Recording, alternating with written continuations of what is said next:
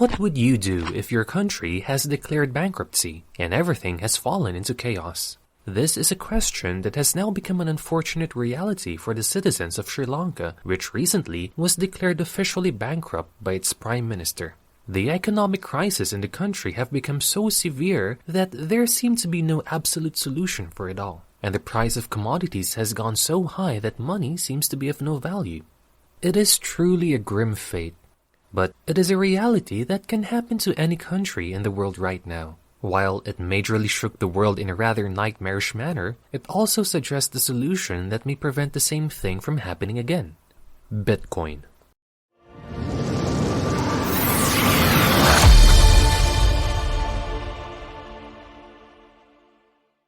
This is Diversified Streams, your go-to YouTube channel for all things crypto.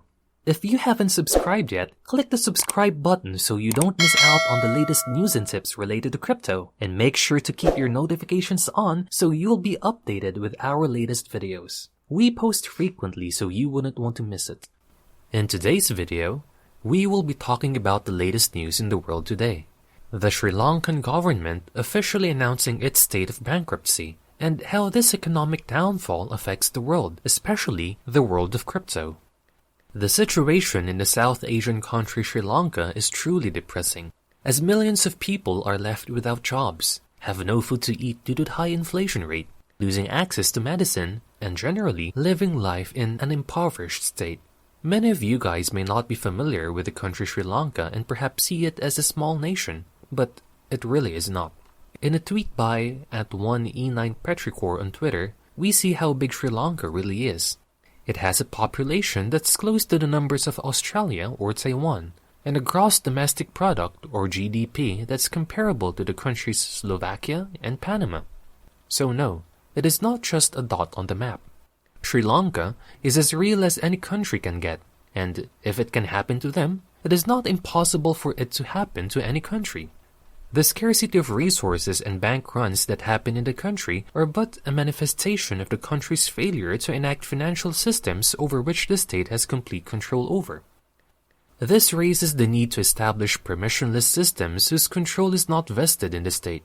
And if some of you still think that bankruptcy is something that happens only to the richest of the rich and does not happen as often as we think, in America alone, 1.5 million people file for bankruptcy. It is something that drains the capacity out of someone and subjects them to a depressing amount of debt, and it can happen to absolutely anyone or any country, regardless of the land area they occupy and the number of people living in it. Putting ourselves in the shoes of the Sri Lankans, where we have no control over what's bound to happen, we can truly see a depressing end. In this type of dilemma where financial control is lost, Bitcoin is an optimal choice that serves as a cushion in the face of economic downfall. Now you may be asking, how did Sri Lanka get to this state in the first place? Well, it's important to note that there are other things happening in the world other than the war in Ukraine, and the effects of such chaos definitely ripple to other countries like Sri Lanka, and one can only hope to overcome it before everything comes crashing down. However, the war in Ukraine is not the sole contributor to this downfall, as the issues in Sri Lanka date back to years ago, when the government has shown failures in managing projects and overspending funds, causing them to be in debt to other countries like China. This has become so frequent and so much that they reached the point where it has become impossible to pay for the money borrowed, fund the importation of oil and other resources, and pay for foreign reserves. The word bankrupt is not an exaggeration of Sri Lanka's situation, as they really are in that definite state, incapable of producing enough money to get the economy going once more. Of course, this situation trickles down to the people. Prices are at an all-time high due to an unreal inflation rate. Transportation has become inaccessible because of the lack of fuel. Schools have been closed, and people are encouraged to grow crops in their backyard if they do not want to starve. As the last straw, the government has encouraged its people to move someplace abroad to work and start anew, signaling the end of the country's economy. It is a crisis that's true and happening as we speak, and we can only hope for this fate to not happen to other countries. At the bottom of it all, the situation in Sri Lanka is fueled by issues of centralization, greed, and wrong decisions. The societal issues experienced in the country are no different from those experienced by other nations. But it's the decisions and policies that have driven the country to the state it is in right now. The country's currency and assets are being corrupted, so much so that the inflation rate in the country has gone over 100%. If only people realize that Bitcoin can save them from the cruelty of not having a single penny in the face of an economic downfall, the individual repercussions of such crisis may not be as difficult as it seems. Whatever is happening in Sri Lanka, fiat currencies getting undervalued and inflation rates getting worse, Bitcoin can be a solution. What has become of Sri Lanka is definitely the worst situation one place can suffer from. But it's not really a situation where there's just no silver lining. A phoenix, after turning into dust, transforms into a stronger and better version of itself, and the country can adopt the same behavior by making good decisions, the best decisions in the future. The casualties and damages can be avoided as long as better planning and more inclusive systems are enacted. Furthermore, what happened can also be considered a chance for the country to introduce something new to the people, like Bitcoin.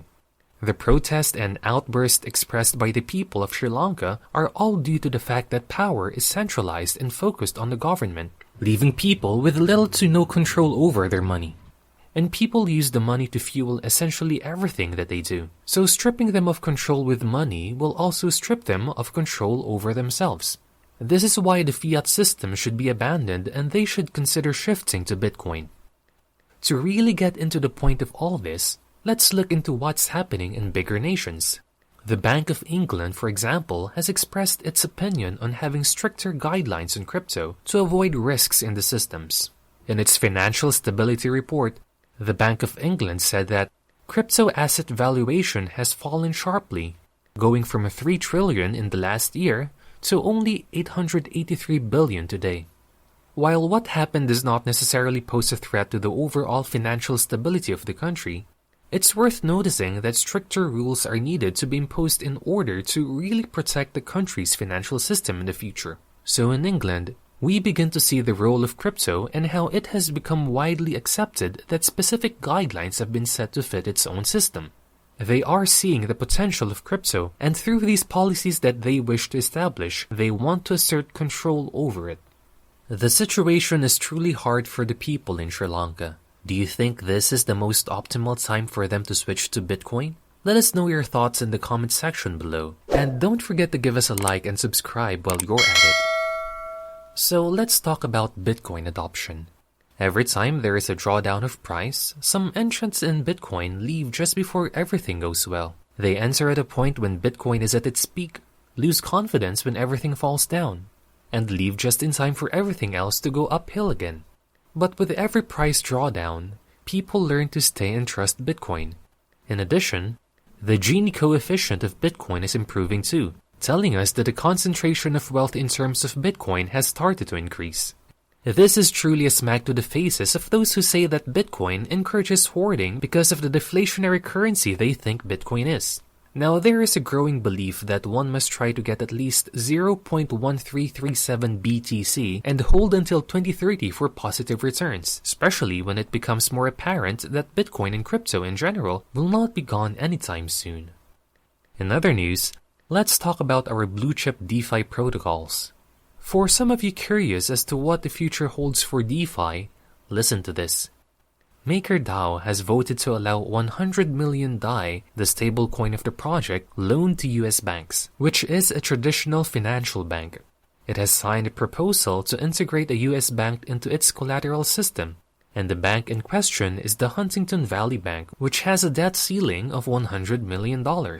Alongside this, 5 other real-world assets have been assimilated into MakerDAO. So, for you DeFi enthusiasts, the future seems to be bright seeing the current updates with MakerDAO.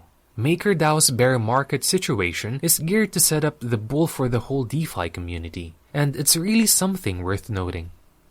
Moving forward, we are once again seeing the assimilation of crypto in the world today, as NFTs continue to be embedded into the current culture. Reddit has decided to sell NFT avatars on Polygon, which is limited by the way.